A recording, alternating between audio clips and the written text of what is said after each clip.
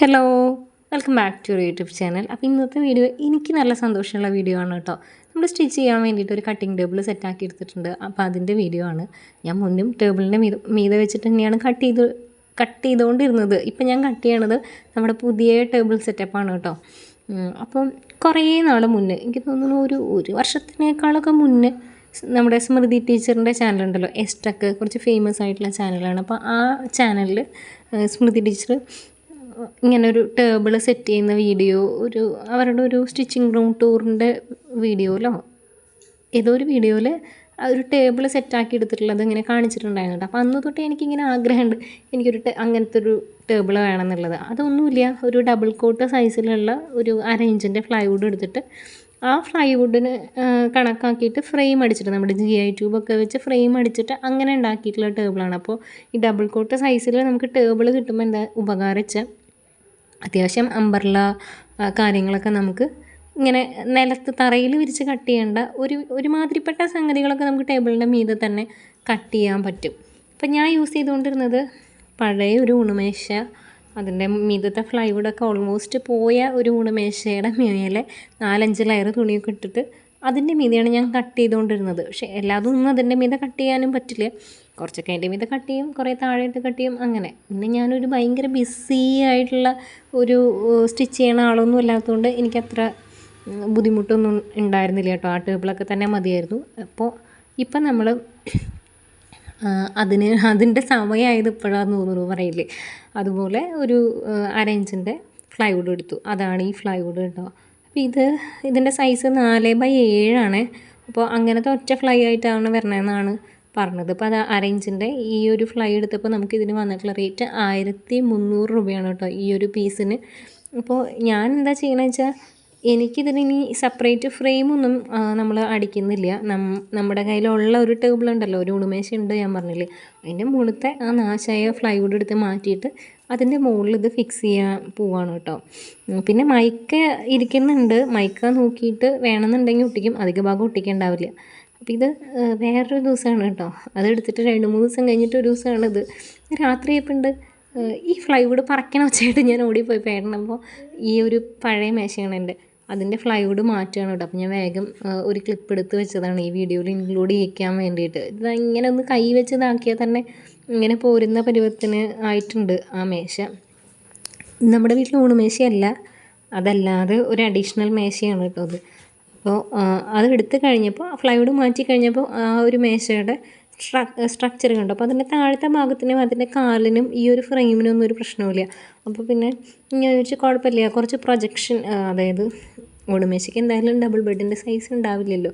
അപ്പോൾ കുറച്ച് 2 സൈഡിലേക്ക് ഇങ്ങനെ തള്ളി നിൽക്കും. കാരണം ഇപ്പം ഞാൻ ഒന്ന് ടെസ്റ്റ് ചെയ്യാൻ വേണ്ടിയിട്ട് വെച്ച് കൊടുത്തതാണ്. ഇത് വേറെ ദിവസമാണ്, അതും കഴിഞ്ഞിട്ട് പിന്നത്തെ ദിവസമാണിത്.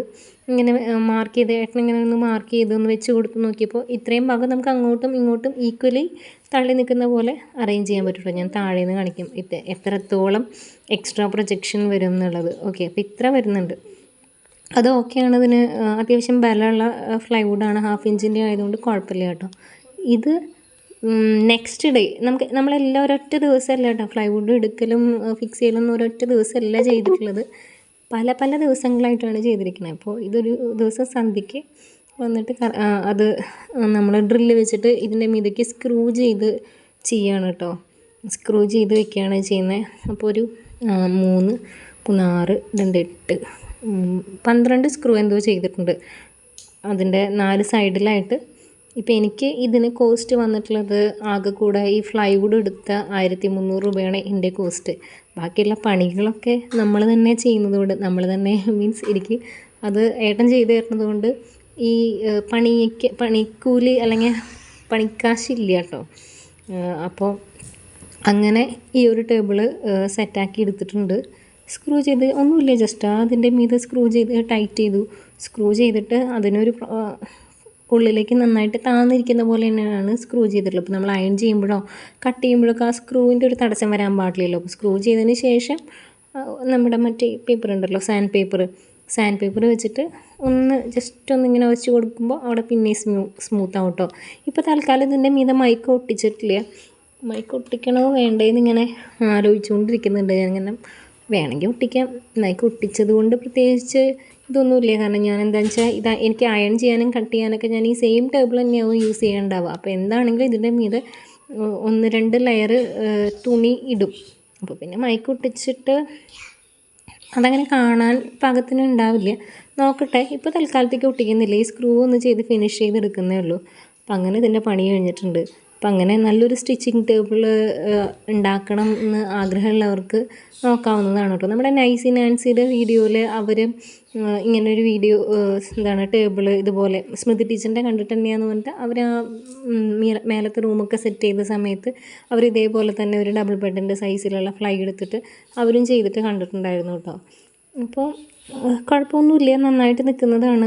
അവർക്ക് അന്ന് എന്തോ 4000 രൂപ എന്തോ ആണ് ചിലവായി എന്ന് പറഞ്ഞ് കേട്ടതായിട്ട് ഇനി എൻ്റെ ഓർമ്മ ശരിയായിക്കൊള്ള നിർബന്ധമില്ല.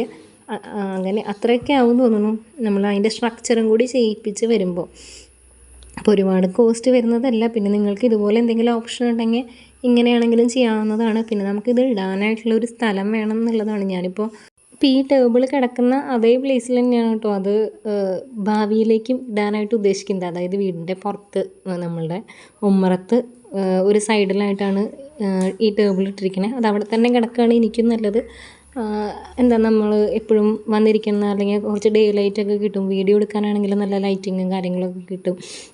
സൗകര്യമായിട്ട് കാറ്റൊക്കെ കൊണ്ട് നമുക്ക് തുണിയൊക്കെ കട്ട് ചെയ്യാമല്ലോ അങ്ങനെ. അപ്പോൾ അത് സ്ക്രൂ ചെയ്ത് കഴിഞ്ഞിട്ടുണ്ട് കേട്ടോ.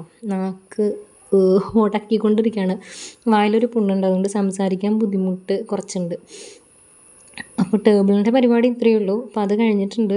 ഇനി ഇതിൻ്റെ മീതെ ടൈലറിങ് ഷോപ്പിലൊക്കെ കാണുന്ന പോലെ പ്ലെയിൻ ആയിട്ടുള്ള കട്ടിയുള്ള ക്ലോത്ത് വിരിച്ച് കഴിഞ്ഞാൽ നല്ലതാണ് കേട്ടോ. ഇപ്പോൾ തൽക്കാലം ഞാൻ എൻ്റെ കയ്യിലുണ്ടായിരുന്നൊരു ബ്ലാങ്കറ്റ് കൊണ്ടുവന്നിട്ട് അതിൻ്റെ മുകളിൽ ഇട്ടിട്ടുണ്ട്. ഇങ്ങനെ നല്ല സ്ട്രെച്ചായിട്ട് കിടക്കുന്നുണ്ട്. ഇത് മാത്രം പോരാ, ഇതിൻ്റെ മീതെ ഇപ്പോൾ നമ്മൾ വീഡിയോയിലൊക്കെ കാണിക്കുമ്പോൾ ഇതൊരു കാണാനൊരു ഡിസ്റ്റർബൻസ് ആയിരിക്കും. നമ്മളൊരു പ്ലെയിൻ ക്ലോത്ത് എപ്പോഴും പ്ലെയിൻ ആയിട്ടുള്ള മെറ്റീരിയലാവും നല്ലത്.